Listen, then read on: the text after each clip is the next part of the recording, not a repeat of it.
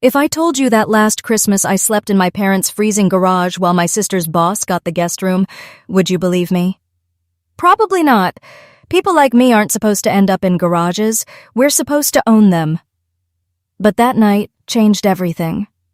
My name is Rowan Hale, 33 years old, founder and CEO of AegisNet Technologies in Manhattan. My family has no idea. To them, I'm still the daughter who never finished college, the one chasing internet dreams. I'm on I-95 North, driving home to Lexington, Massachusetts for Christmas Eve. 4 hours, 200 miles, and a decade of silence stretch between me and that house. Snow flurries tap against the windshield like impatient fingers. The radio warns of a coming storm, but I keep going. Naomi, my COO, texts, "Press release ready, 9 a.m. tomorrow." I glance at the phone and smile. Perfect timing, I whisper. If you're new here, don't forget to like, subscribe, and share, because what happens in the next 48 hours isn't just a family story. It's a lesson in knowing your worth when no one else does. The green sign for exit 30 flashes by. Lexington, next right. My stomach tightens. Home, or at least the place that still calls itself that waits ahead. The tires crunched over the thin crust of snow as I turned into the old driveway. The house looked exactly the same. White siding, green shutters, wreath on the door, but it felt smaller now, like time had squeezed the warmth out of it. Mom opened the door before I even knocked, her voice bright but rehearsed. "Rowan, you made it before the storm!" She leaned in to hug me, but her arms barely touched. Her perfume smelled like cinnamon and cleaning spray. "Hi, Mom." I stepped inside, wiping my boots on the mat. The living room glowed with soft Christmas lights, a perfectly trimmed tree in the corner. It was all magazine perfect, like always. "Your sister's already here," she added quickly. "And her boss, Mr. Everett from Orion Systems, he's staying for dinner." Of course he was. Lydia always made sure there was an audience. Dad appeared from the kitchen, wine glass in hand. "Rowan, still driving that old Honda, huh?" He chuckled, the kind that lands between teasing and judgment. "You should let Lydia help you find a proper job one of these days." "Nice to see you too, Dad." His chuckle faded. "I'm just saying, stability never hurt anyone." From the couch, Lydia's voice chimed in, honeyed and sharp. "Don't worry, Dad. She likes her freedom." "Digital nomad, right, Rowan?" Her boss, Miles Everett, stood when I entered. "You must be the younger sister," he said politely. His handshake was firm, professional. "Nice to finally meet you." "Likewise." I smiled, masking the sting. I wondered if Lydia had ever mentioned me beyond the line, "My sister's still figuring things out."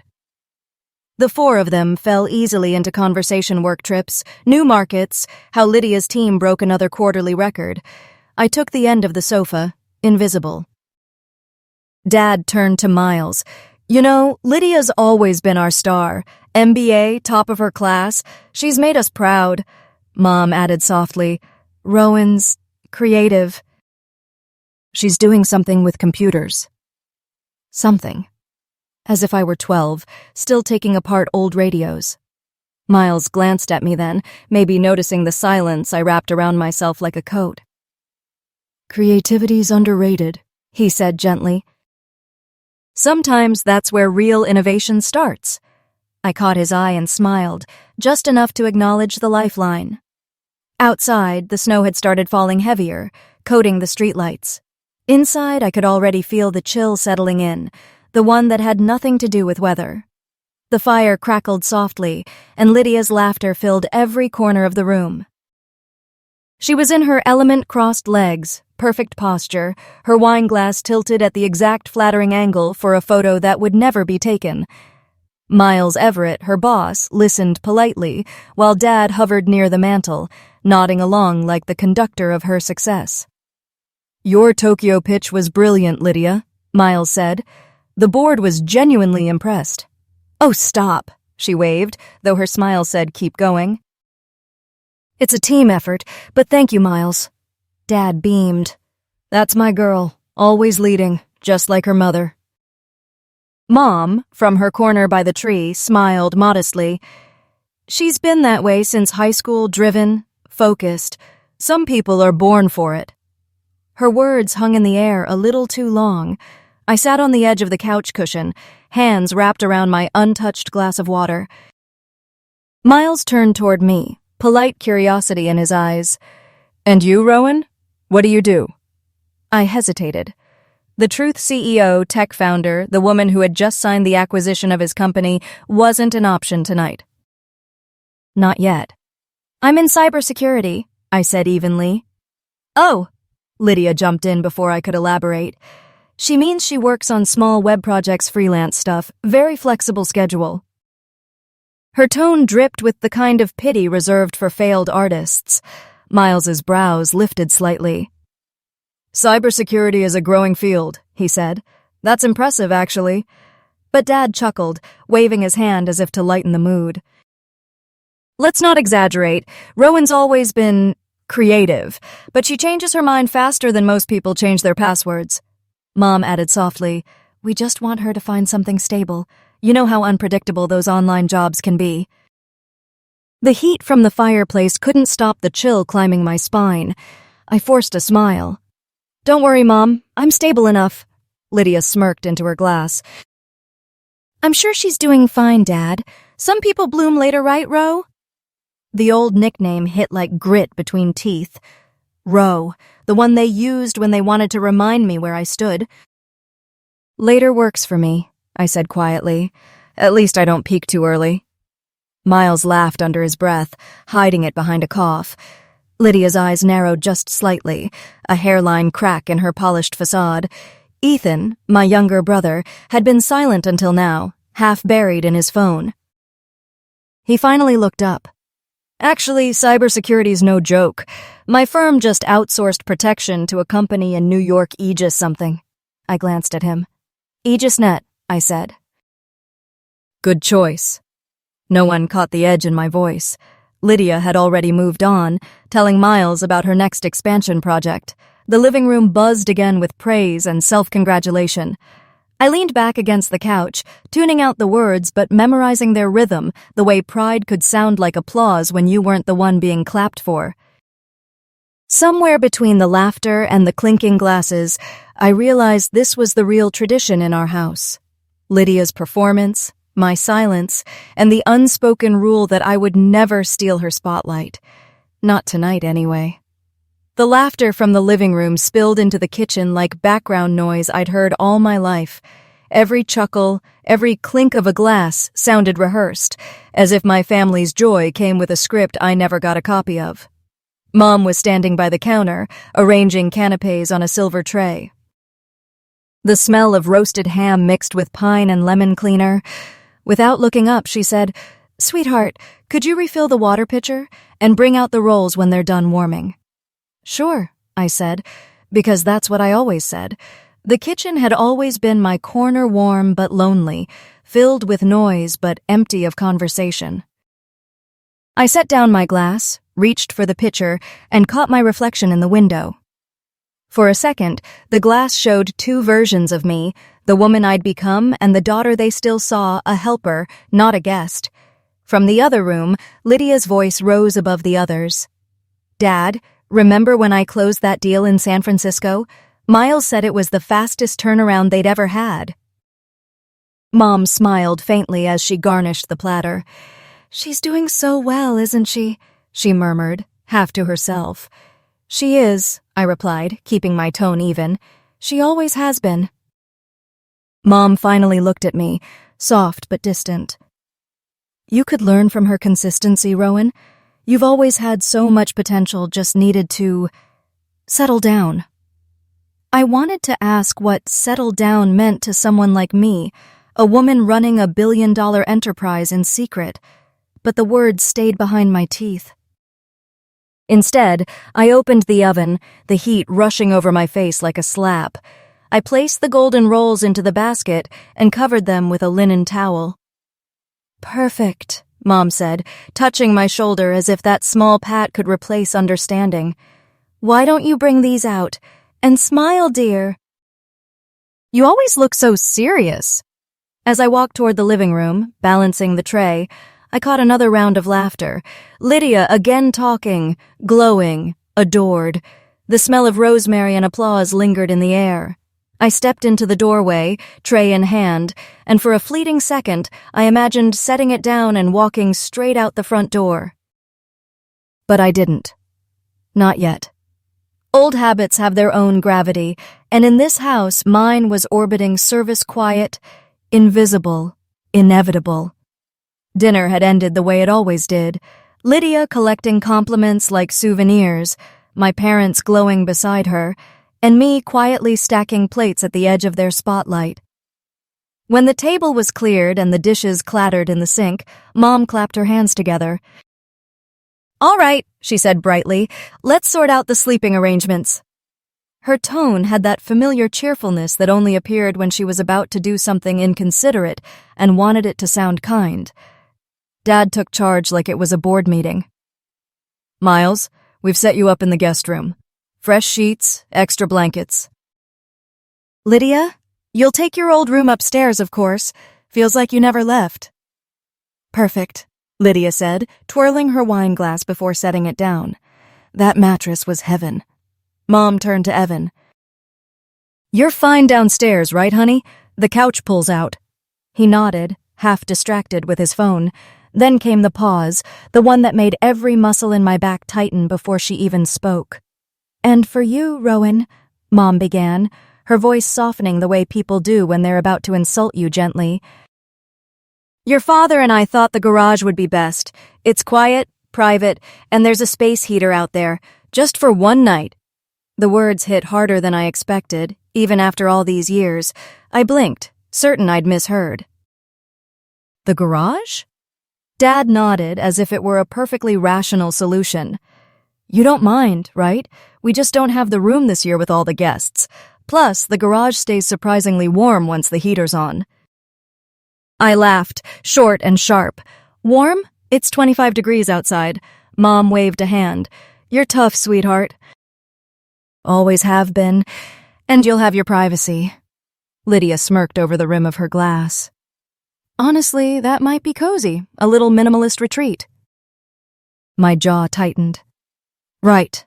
A retreat." Miles shifted in his chair, clearly uncomfortable. "If it's too cold, I don't mind switching." "Really, I can—" "Oh, nonsense," Mom interrupted quickly. "You're our guest, Miles. Rowan's fine. Aren't you, dear?"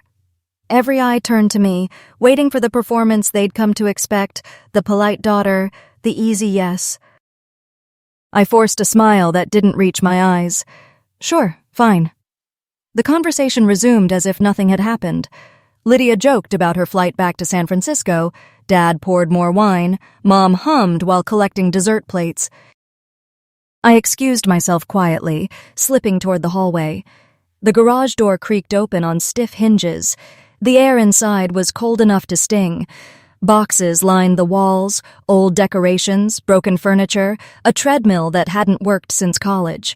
In the corner sat a narrow cot, covered with a faded quilt and a tiny space heater blinking its red light like a warning. I stood there for a moment, letting the cold settle into my bones. It was absurd, humiliating, but also clarifying. They still saw me as small enough to fit into a corner of their lives.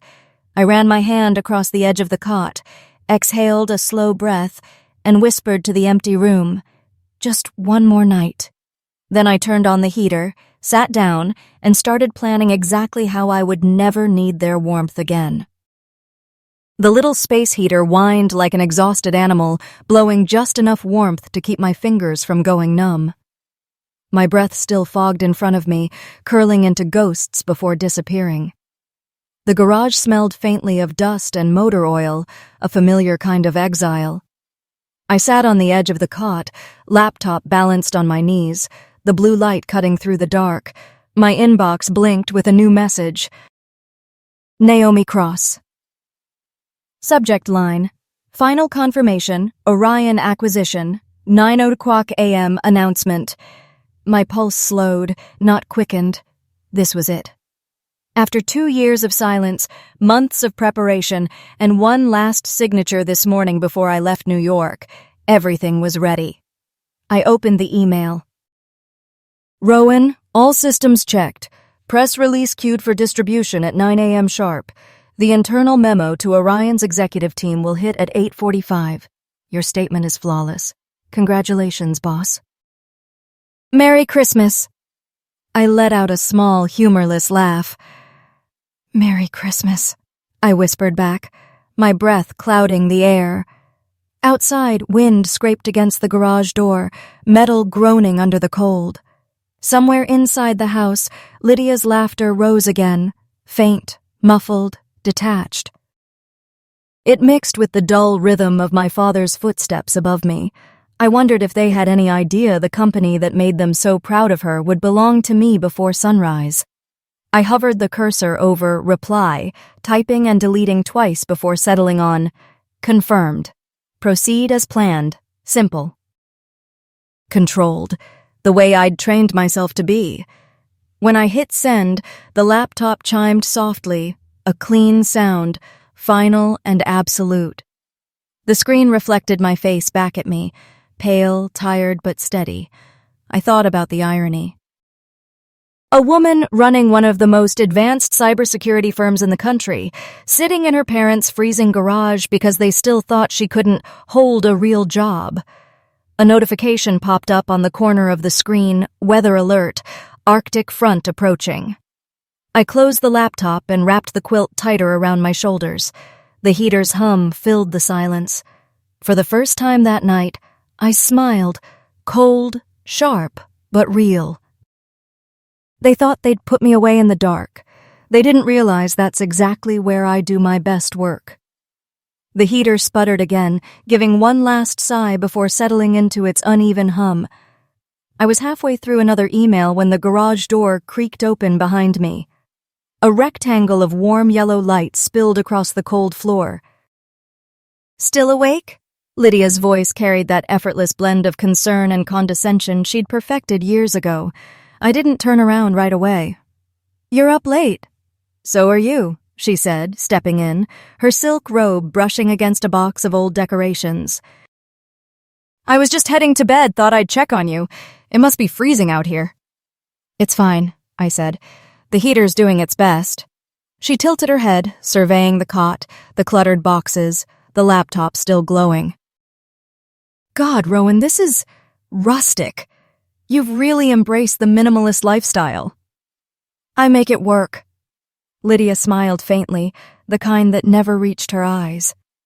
You always do. But seriously, you could have told Mom you'd rather take the pull-out couch. She just assumes you don't mind roughing it. She assumes right. For a second, the silence between us thickened. She leaned against the doorframe, arms crossed. You know, Dad worries about you. We all do. You're, 33 now? Still freelancing? I shut my laptop. Something like that. I'm only saying this because I care. Her tone sharpened, the mask slipping. At some point, you have to stop chasing ideas and start building something real. Stability matters, Rowan. You can't live in potential forever. I met her gaze, steady. You're right. Potential doesn't last forever. Exactly. She smiled, pleased with herself. I could talk to HR at Orion after the holidays.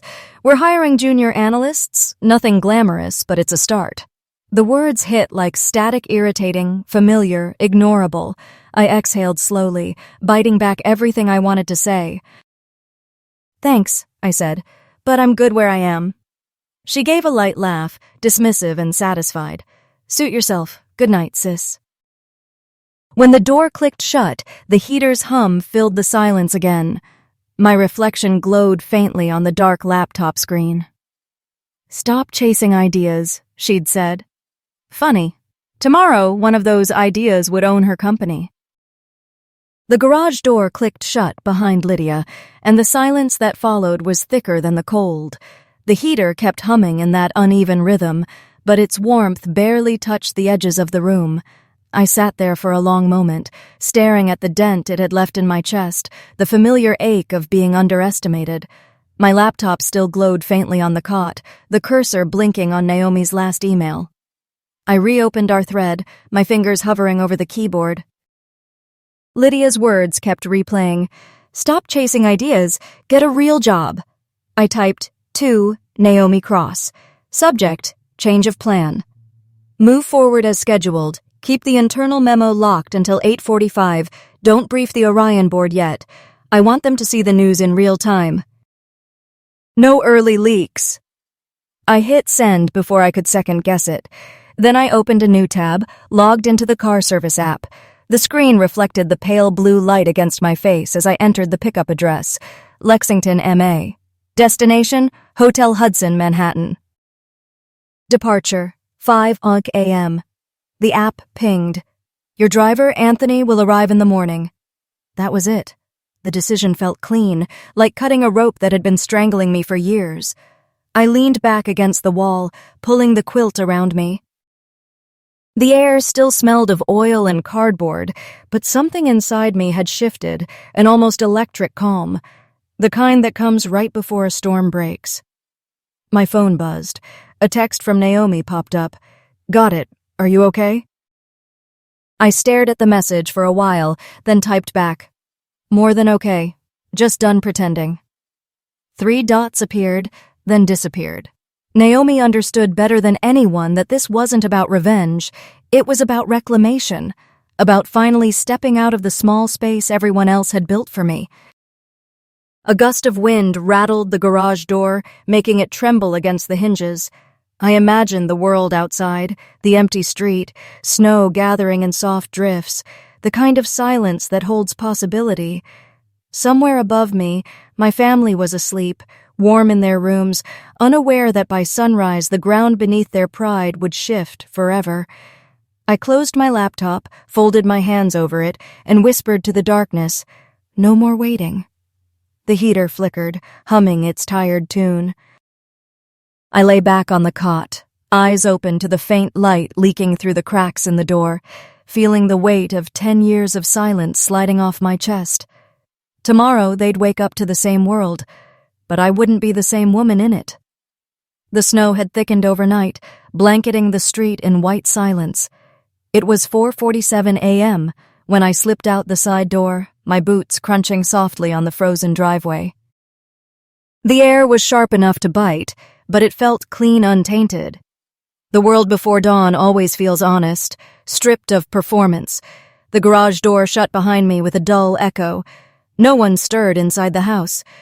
For the first time, I was grateful for their oblivion. My driver, Anthony, was already waiting at the curb, headlights glowing dim through the curtain of snow.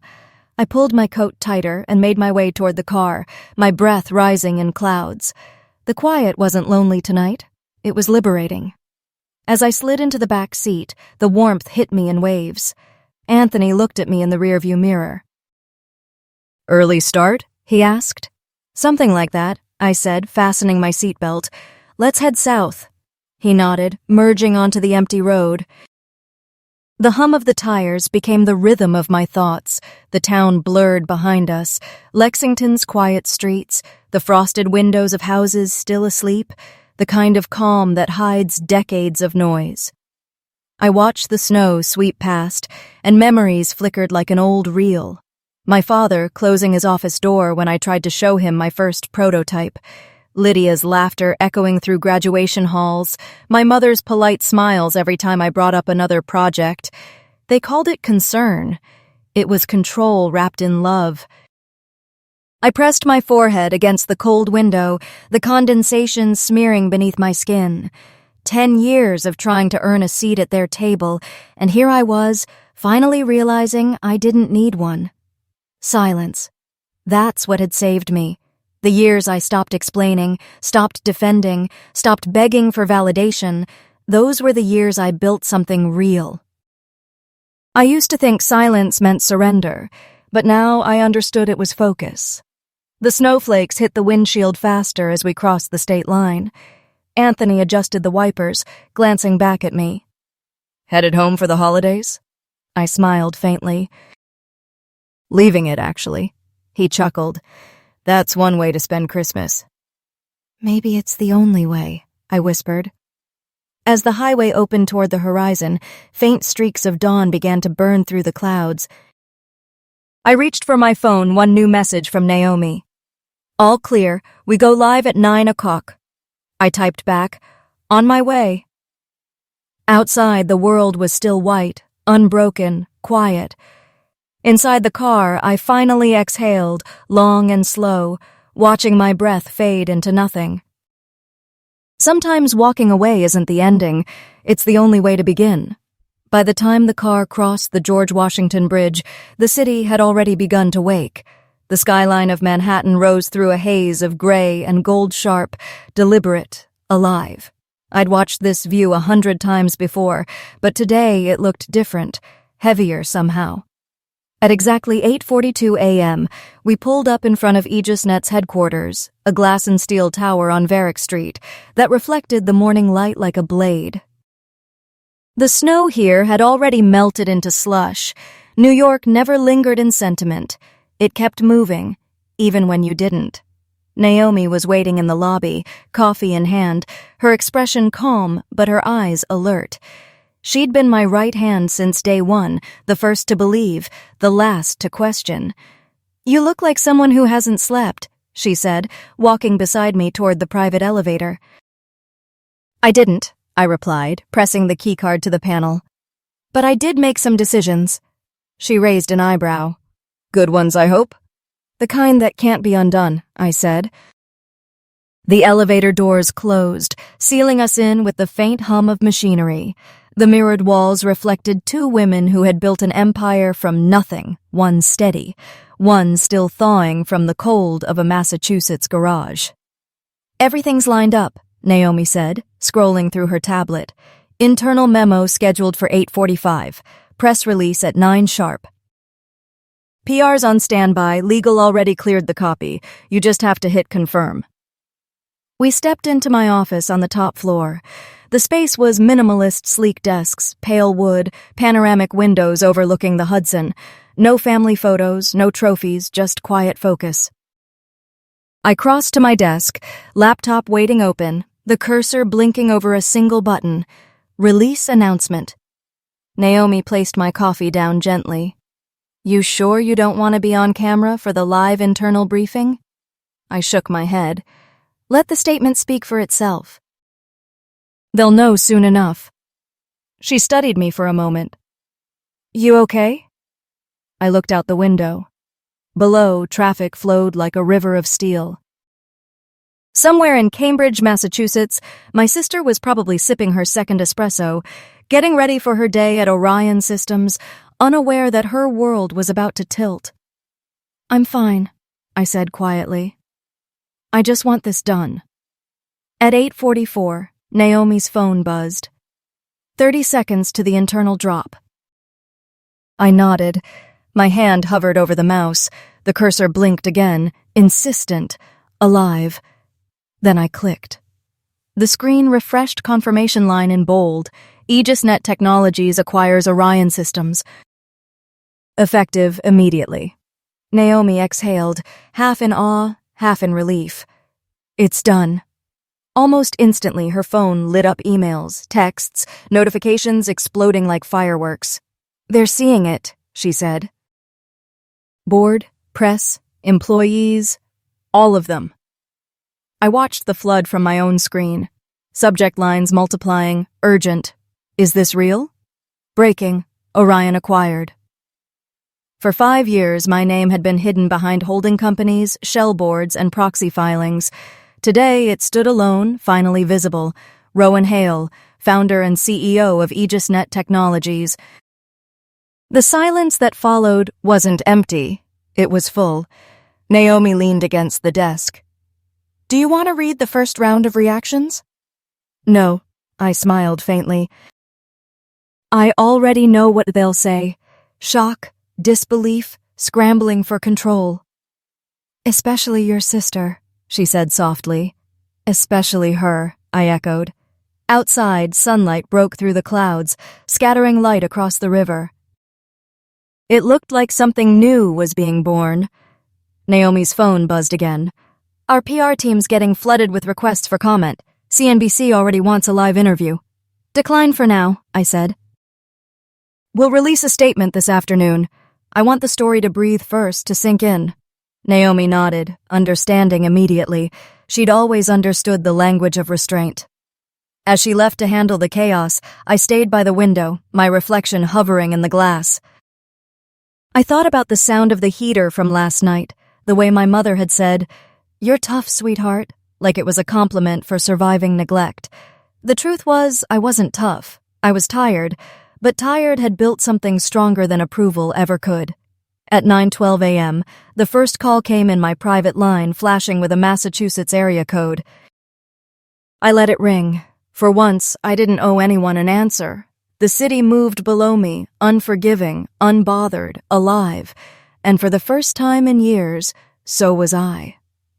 At 8:45 a.m., the Hale household was still wrapped in that lazy, post-holiday quiet coffee brewing, voices soft, the smell of pancakes floating from the kitchen. Snowlight poured through the windows, scattering over garlands and half-wrapped gifts. By 8:46, the silence had started to crack. Lydia sat at the dining table, scrolling through her phone, legs crossed, coffee in one hand. She had a habit of checking her work emails even on holidays, partly diligence, mostly pride. When the first notification pinged from the Orion System's internal channel, she didn't think much of it. The subject line looked routine. Company announcement. Immediate distribution. She opened it with the casualness of someone who expected another memo about expansion budgets or HR policy. Then her breath hitched. Her coffee cup froze midair. The header was unmistakable. Aegis Net Technologies acquires Orion Systems effective immediately. New parent company CEO, Rowan Hale. For a full 5 seconds, she didn't move. The hum of the refrigerator filled the silence. The letters didn't make sense at first. They rearranged themselves in her mind, as if there must be another Hale somewhere in the tech world. Some coincidence. Someone else. Then her pulse began to climb, matching the rush of disbelief crawling up her throat. "No," she whispered, staring at the screen. "No, that's—" Her hand trembled slightly. The coffee spilled over the rim, a dark stain spreading across the tablecloth. "Mom!" she called, voice breaking in a way that wasn't quite fear, not yet. "Dad, you need to see this!" Patricia was at the sink, rinsing berries into a glass bowl. She didn't look up. "What is it, honey? Can it wait until breakfast?" "No!" Lydia snapped. "It can't!" The tone in her daughter's voice was sharp enough to make her turn. She saw Lydia pale, phone clenched tight like a grenade she didn't know how to throw. "Look!" Lydia shoved the screen toward her. Patricia dried her hands on a towel, frowning as she leaned closer. The words hit her slower line by line, like cold water down the spine. Her mouth opened, then closed again. "Aegis Net. That's that cybersecurity company, right? The one all over Bloomberg last month?" "Yeah," Lydia said, barely breathing. "And apparently my sister owns it." Michael entered with his newspaper under one arm, adjusting his glasses. "What's going on? Why are you two yelling before 9 in the morning?" Lydia spun the phone toward him. "Dad, read this." He squinted. "Aegis Net Technologies acquires Orion Systems." He stopped, blinking at the next line. "CEO, Rowan Hale." He blinked again, as if repetition might change reality. "That must be a typo," he muttered, voice shaky. "Or maybe another Rowan Hale. It's not exactly a unique—" "Dad," Lydia cut in, her tone brittle. "It's her! Our Rowan!" Michael's face drained of color. He set the paper down slowly, as if afraid to make a sound that would confirm it. "That's impossible. She dropped out. She was living in New York doing, what was it, web design? Apparently, she was building an empire while we were worrying about her rent," Lydia said, her laugh sharp and bitter. Patricia reached for the counter, steadying herself. I don't understand. How could she— Why wouldn't she tell us?" Michael didn't answer. His hand found the back of a chair, knuckles white. Ethan wandered in, rubbing sleep from his eyes. "What's with all the shouting?" Lydia threw him the phone. "Read." It took him a second, then his eyes widened. "Wait, Rowan? Our Rowan?" "Apparently," Lydia said flatly. "She's your new boss's boss." Ethan let out a low whistle. "Holy hell," Patricia shot him a look. "Language." But her own voice was trembling. The kitchen filled with static silence, the kind that feels like it's about to break glass. The TV in the corner was still tuned to a morning talk show, but no one heard it until the anchor's voice cut through. Breaking news this hour. AegisNet Technologies, the fast-growing cybersecurity firm based in New York City, has just announced the full acquisition of Orion Systems, a move that positions AegisNet as one of the most powerful independent tech networks in the country. The deal, worth an estimated $3.4 billion, was finalized under the leadership of AegisNet's founder and CEO, 33-year-old Rowan Hale. The family froze. The sound of her name echoed through the kitchen like thunder in a church. The anchor kept talking, but the words blurred. Lydia pressed her lips together. "She didn't just make it," she whispered. "She beat us all." Patricia sat down hard on the nearest chair, her towel still clutched in her hands. Why would she hide this? Ethan, ever the peacemaker, spoke softly. "Maybe she didn't think you'd believe her." Patricia's eyes flashed. "Of course we would have believed her. Would we?" Michael said quietly. His voice was lower now, stripped of authority. "We dismissed every project she ever mentioned. We told her it wasn't stable, that she should be more like Lydia." Lydia turned sharply. "Don't put this on me." Michael shook his head. "You were her role model, and instead of helping her, you laughed when she failed." "She did fail," Lydia shot back. "Half her projects went nowhere. She quit college, she refused help, she built $1 billion company," Ethan interrupted. "So maybe she didn't fail." The words landed like a slap. They all fell quiet. The only sound was the faint hiss of the radiator and the muffled hum of the TV. Patricia reached for the remote and turned up the volume. The broadcast cut to footage of AegisNet's Manhattan headquarters, sleek glass towers gleaming under the morning sun. The camera panned across the company's logo, a silver triangle against deep blue. Then the anchor's voice.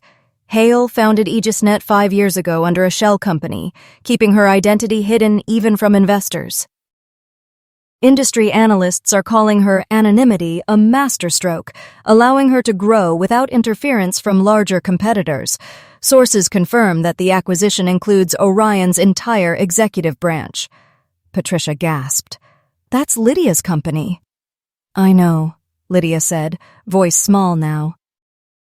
Her phone vibrated again, an influx of texts and calls. The first was from Miles Everett. She answered on instinct. "Miles?" Her voice cracked. On the other end, he sounded stunned. "You're seeing this too, right?" "Yes." "Jesus, Lydia, your sister, she's our new CEO." "I know." "She owns the company." "I know, Miles," she snapped. "Stop saying it." There was a pause. Then his voice softened. "You okay?" But Lydia didn't answer. She hung up and set the phone face down on the table. Michael finally sat, elbows on his knees, staring at nothing. "All this time," he said quietly, "I thought she was lost. That she'd wasted her potential." "She didn't waste anything," Ethan said. "She just stopped needing us to see it." Patricia's voice was thin. "We were only trying to protect her." "From what?" Ethan asked. "From succeeding on her own terms?" Lydia stood abruptly, chair scraping against the floor. "Enough! She could have told us. She could have said something." Michael's eyes lifted to hers, tired and heavy. "Would you have listened, Lydia? Or would you have told her to get a real job again?" She flinched. "That's not fair." "No," he said softly. "It's true." The tension sat like smoke in the room. No one moved. No one breathed too loud. Then Patricia rose, walking toward the window. Snow was falling again, softer this time, dusting the porch outside. She watched it for a long moment, her reflection pale against the glass. "When she was little," she said, almost to herself, "she used to stay up past midnight, taking apart the old radio in the basement." "I told her she'd break it. She said she'd make it better." Patricia's voice cracked. "And I told her to go to bed."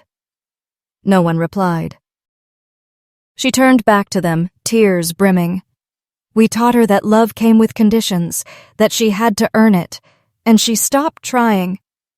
Lydia sank into a chair, burying her face in her hands. "God, what have we done?" Ethan looked between them all. "We underestimated the wrong person." The phone rang again, this time the landline. Michael hesitated before answering.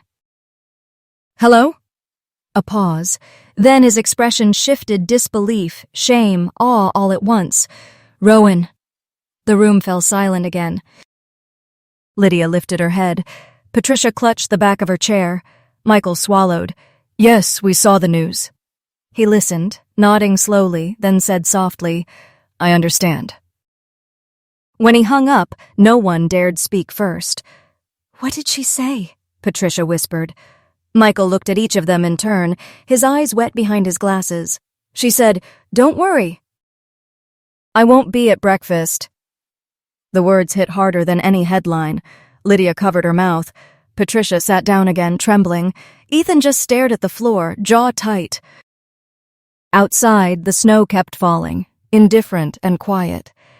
Inside, for the first time in their lives, the Hales were silent too, because the daughter they had silenced had finally spoken without saying a word. The elevator doors opened to the 32nd floor with a soft chime. I'd been in this building hundreds of times, though always anonymously, quietly, through back entrances or off-hour visits. But this was the first time I entered it as myself. The glass walls of Aegisnet gleamed under the mid-morning light. The air smelled faintly of espresso and ambition. Employees moved briskly through the corridors, whispering, eyes flicking toward the woman they had only known through memos and initials. When I stepped into the executive suite, Naomi glanced up from her desk. "She's here," she mouthed. Through the glass door, Lydia stood near the window, arms crossed, wearing the same corporate armor she'd perfected over years, black blazer, controlled hair, composure masquerading as confidence. But the look in her eyes was different this time, uneasy, searching. "Rowan," she said when I entered. Her voice caught slightly, then steadied. "Congratulations, you managed to surprise everyone." "Not my intention," I replied, setting my bag down. "Just business." Lydia gave a sharp, humorless laugh. "Business, right. You call buying out the company I've worked at for 15 years just business?" I met her gaze. "What would you call it?" She walked toward me, every step deliberate. "A power move, a statement, maybe even revenge." "Revenge would have meant firing you," I said calmly. "You're still employed." Her jaw tightened. "For now." "I don't run companies by emotion," I said. "You should know that by now." Lydia's voice cracked around the edges. "You could have told me. Before all this, I had to find out from a press release like everyone else." I folded my arms. "You weren't interested in my life before. Why pretend now? That's not fair. It's accurate." For a moment, neither of us spoke. The city stretched behind her, endless glass and noise, the skyline a living thing between us. She finally exhaled. "So what happens now? Do I report to you?" "Should I clear out my office? Am I a liability because I'm your sister?" "No," I said. "You're valuable. You know the markets, the people, the product. But you'll have to sign a conflict of interest agreement like everyone else. Professional boundaries protect both of us." Lydia blinked. "You're serious?" "I'm always serious at work." She let out a breath that was half disbelief, half acceptance. "You sound just like Dad." That one landed. I looked down at the edge of my desk, tracing the grain of the wood. "Maybe. But unlike him, I learned when to stop controlling people." The silence that followed was heavy but not hostile, just two women facing the wreckage of a family dynamic that had run out of excuses. "I don't know how to be your employee," Lydia said quietly. "Or your sister." "Then start by being yourself," I said. "That's all I ever wanted from any of you." Her eyes glistened, but she didn't look away. "You really built all this while we thought you were failing?" I nodded once. "Sometimes silence is the only way to grow." She gave a shaky laugh. "I always thought silence was weakness." "It's not," I said. "It's focus. It's freedom." Lydia looked toward the skyline again, voice small. "You're not going to fire me?" "No, but things will change. Performance over proximity. Respect over rivalry." A faint, genuine smile tugged at her lips. "I can work with that." "Good," I said, "because I expect your quarterly report on my desk next week." Her laugh this time was real soft, startled. "You really are the boss now." I smiled back. "Always have been. You just didn't see it." As she turned to leave, her reflection lingered on the glass two sisters divided by years of silence, finally standing on even ground. When the door closed behind her, I exhaled slowly. The room felt lighter, not because of victory, but because I had finally drawn a line and, for once, she hadn't crossed it. A thin veil of snow covered the Hale house again, quieting the world around it. Days had passed since the announcement, but the silence inside had changed its texture. It wasn't the brittle quiet of denial anymore. It was softer, uneasy, the sound of reflection. Michael stood in the garage doorway, coat zipped to his neck, the cold pressing against his skin. The old cot still sat in the corner, the quilt folded neatly on top as if waiting for someone who'd never come back. He hadn't stepped foot in here since that night. The air still smelled faintly of oil and cardboard. He remembered the sound of the small space heater rattling, the way Rowan had smiled too easily when he told her it wouldn't be that bad. The memory hit like frostbite-delayed pain, sharp when it arrived. Behind him, Patricia's voice broke the quiet. "The contractor's here," she said softly. "You sure about this?" He nodded without turning. "It's a start." She stepped beside him, her gloved hands folded tight. "It feels strange, doesn't it, making something right this late?" Michael let out a breath, watching it fog in the air. "We taught her to survive cold places," he said. "Now we're trying to make one warm." A white van pulled into the driveway, and two men stepped out, carrying rolls of insulation and a gleaming new wall heater. One of them, gray-bearded, friendly, nodded to Michael. "You wanted this installed along the back wall?" "Yes," Michael said, his voice firm again. "Full insulation, proper venting, everything. Spare no expense." Patricia stood back, watching them work.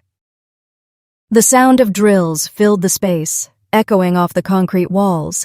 Each noise felt like a small atonement, something tangible after too many years of empty words.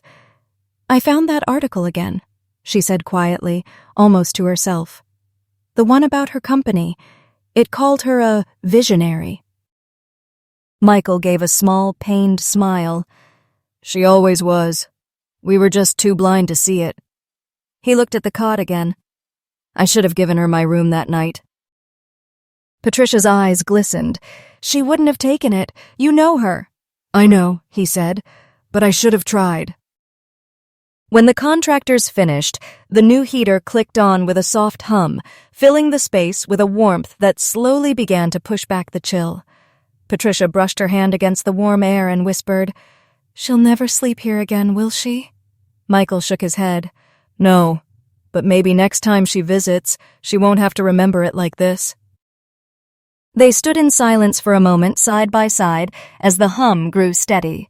The garage looked different now, brighter, gentler, almost human. Patricia touched his arm. "Do you think she'll forgive us?" He exhaled slowly. "I don't know, but if she ever walks through that door again, she won't find it cold." Outside, the snow kept falling. But inside, for the first time in years, warmth began to take root. The city was quiet in that post-storm calm, the kind that made even Manhattan feel like it was holding its breath. From my apartment window, I could see the Hudson still wrapped in morning haze, its surface silver under the weak sun. My phone buzzed once, then again. It was a number I hadn't saved, but I didn't need to. I knew it by heart. Mom. Hi, sweetheart. It's Mom. I hope I'm not interrupting work. I stared at the message, thumb hovering over the screen. The word sweetheart looked strange, too soft, too unfamiliar in her tone. Mom, your father and I were thinking about you today. We made a few changes at home. The garage has heat now, proper insulation. It's not much, but we thought if you ever come back, it shouldn't feel cold anymore. I leaned back against the counter, the message glowing in the dim kitchen light. It was simple, awkward, and full of things she didn't know how to say. For a long minute, I didn't reply. My reflection in the window looked calm, but inside, something ached, an old bruise pressed by gentleness instead of force. Finally, I typed, Rowan. Thanks, Mom. That's thoughtful of you. I hope you're both keeping warm. 3 dots appeared, disappeared, then returned again. Mom, we are. Your father keeps checking the thermostat like it's a newborn. He says, make sure it's steady, Pat. Rowan deserves steady. He's proud of you, you know. We both are. I swallowed hard. The word proud used to sound like a finish line I'd never reach. Now it felt more like an olive branch, a first step across a frozen lake. Rowan, that means more than you think. Thank you. There was a pause, long enough for me to think the conversation was over. Then another bubble appeared. Mom, we'd love to see you when you're ready. No pressure. Just family, okay? I smiled faintly, fingers hovering before I typed back. Rowan, maybe soon. I'll let you know. A long exhale slipped out of me as I set the phone down. The distance between us hadn't vanished, but for the first time it felt warm like the faint hum of a heater in a room that used to freeze. And that, for now, was enough. Morning sunlight spilled across my Soho apartment, soft and golden, catching the faint dust in the air. Outside, the city was waking car horns, footsteps, the first hum of Monday. Down below, a food truck was already serving coffee to the early risers. I stood by the window with my mug, barefoot, watching steam curl into the cold air. The world looked sharper after a storm. Maybe that's how healing worked too. You had to be broken open before you could see things clearly. My phone buzzed on the counter, a new message from Naomi.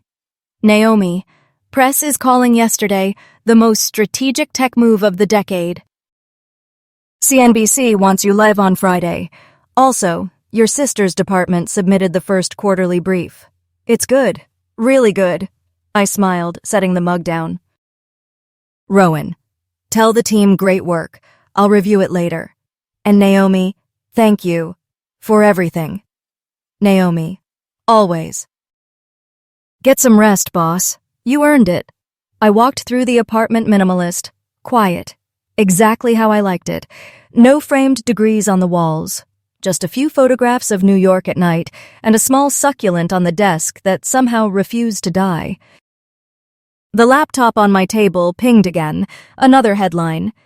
AegisNet CEO Rowan Hale breaks silence after years of secrecy. I clicked it open, scanning through the words I'd once dreamed someone might write. They talked about innovation, leadership, the boldness of anonymity. None of it felt real. Not compared to the sound of that tiny heater humming back in Lexington. I closed the article, shut the lid. Success, it turned out, was quiet. It didn't roar. It exhaled. The clock read 8:37. The day stretched ahead, meetings, emails, strategy calls, normalcy. But this kind of normal felt new, balanced. I picked up my phone again, hesitating before typing another message to Mom this time. Rowan, morning, thanks for the message last night. I liked hearing about the heater. It means more than you think. A few minutes later, the 3 dots appeared. Mom, you don't have to thank us. We're just trying to keep things warm. We miss you, sweetheart. I smiled, small, quiet, real. Warm, I whispered to the empty room. That's a good start. Outside, sunlight spilled down the building's facade, painting the streets in gold. I opened the window just a crack, letting the winter air rush in. It was cold, yes, but not bitter anymore. Just honest. For the first time in years, I felt like I was breathing for myself. If you asked me what I learned, I'd tell you this. Silence isn't weakness. It's clarity. Sometimes, walking away from noise is the only way to hear yourself. I spent years chasing validation from people who couldn't see me, trying to shrink so they'd feel comfortable. But the truth is, you don't owe anyone a smaller version of yourself to keep their love. Real love expands. It doesn't confine. Building AegisNet wasn't about money or revenge. It was about proving to myself that I could stand without applause. And once I stopped needing their approval, I finally became free to connect again, without resentment, without fear. The garage, the cold, the silence, they were never punishment. They were the forge. So if you're watching this and you've ever been underestimated, good. Let them. Keep building quietly. Let your work speak louder than your wounds. And when the world finally sees you, you'll know you didn't do it to be seen. You did it to be whole. If this story resonated with you, don't forget to like, subscribe, and share, and tell me in the comments. Have you ever had to walk away from the people who didn't believe in you just to find yourself again?